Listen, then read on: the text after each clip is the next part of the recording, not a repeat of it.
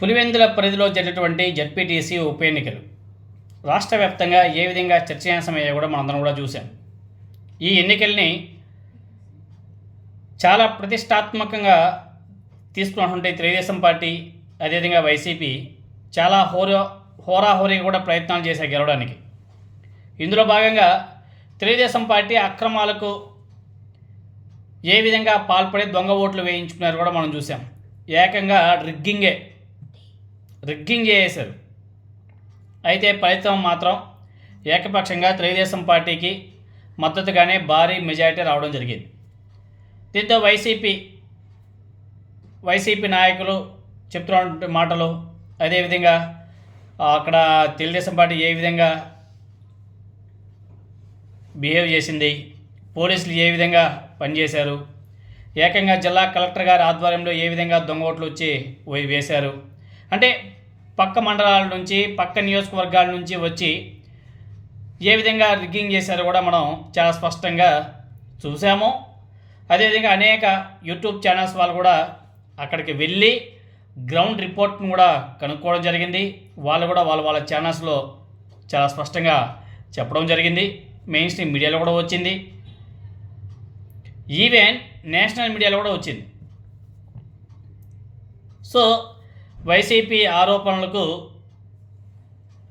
విలువ లేకుండా పోయిందన్న బాధలో ఒక సెక్షన్ ఆఫ్ పీపుల్స్ అయితే ఉన్నారు. కానీ ఇక్కడే ఒక భారీ ట్విస్ట్ కూడా చోటు చేసుకోవడం జరిగింది. పులివెందుల జడ్పీటీసీ ఉప ఎన్నికల్లో జరిగినటువంటి అక్రమాల మీద కడప జిల్లా కలెక్టర్ చెరుకూరి శ్రీధర్ గారికి జాతీయ ఎస్సీ కమిషన్ ఇవాళ నోటీసులు జారీ చేసింది. ఎస్సీ ఓటర్లు తమ ఓటు హక్కును వినియోగించుకోకుండా అడ్డుకున్నారు, పోలింగ్ బూత్లను గూండాలు ఆక్రమించారు, నిజమైన ఓటర్ల పేరుతో వారి అనుమతి లేకుండా ఓట్లు వేసినట్టు ఎస్సీ కమిషన్కి ఫిర్యాదు కూడా వెళ్ళడం జరిగింది. ఇలాంటి ఘటనలు ప్రాథమిక హక్కుల్ని తిరస్కరించడం, అదేవిధంగా షెడ్యూల్డ్ కుల ఓటర్ల మీద దౌర్జన్యాలకు సమానమని ఎస్సీ కమిషన్ కూడా చాలా స్పష్టంగా పేర్కొంది. దీన్ని పరిగణలోకి తీసుకుని ఎస్సీ కమిషన్ రాజ్యాంగంలోని ఆర్టికల్ 338 కింద తన అధికారాలను వాడి విచారణ కూడా ప్రారంభించింది. ఆగస్టు 26వ తేదీన ఇచ్చినటువంటి నోటీసుల్లో 15 రోజుల్లోగా దీని మీద కడప జిల్లా కలెక్టర్ శ్రీధర్ గారు వివరణాత్మకమైనటువంటి చర్య తీసుకున్న నివేదికను సమర్పించాలని చెప్పేసి జాతీయ ఎస్సీ కమిషన్ ఆదేశాలు కూడా ఇవ్వడం జరిగింది. బూతుల ఆక్రమణ, అదేవిధంగా ఓటింగ్ హక్కులను తిరస్కరించడం, ఓట్ల దుర్వినియోగం వంటి ఆరోపణల మీద ఎలాంటి చర్యలు తీసుకున్నారో కూడా ఆ నివేదికలో పొందుపరచాలని చెప్పేసి జాతీయ ఎస్సీ కమిషన్ తేల్చి చెప్పింది. ఇప్పుడు మన చెరుకూరి శ్రీధర్ గారు ఏ విధంగా స్పందిస్తాడో చూడాలి. ఎందుకంటే గడువులోపు స్పందించడంలో విఫలమైతే సివిల్ కోర్టు అధికారాలను వినియోగించాల్సి కూడా వస్తుందని చెప్పేసి చాలా స్పష్టంగా పేర్కొంటూ కలెక్టర్ని వ్యక్తిగతంగా లేకపోతే ప్రతినిధి ద్వారా హాజరు కావాలని చెప్పేసి సమన్లు కూడా జారీ చేయాల్సి వస్తుందని చెప్పేసి ఎస్సీ కమిషన్ హెచ్చరికలు కూడా ఇవ్వడం జరిగింది. ఓటు హక్కు అనేది రాజ్యాంగబద్ధమైనటువంటి రక్షణ అని చెప్పేసి కూడా గుర్తు చేస్తూ షెడ్యూల్డ్ కులాల వర్గాల ప్రజాస్వామ్య హక్కుల్ని కాపాడడానికి ఈ విషయాన్ని తీవ్రంగా పరిశీలిస్తామని చెప్పేసి కమిషన్ హామీ ఇవ్వడం జరిగింది.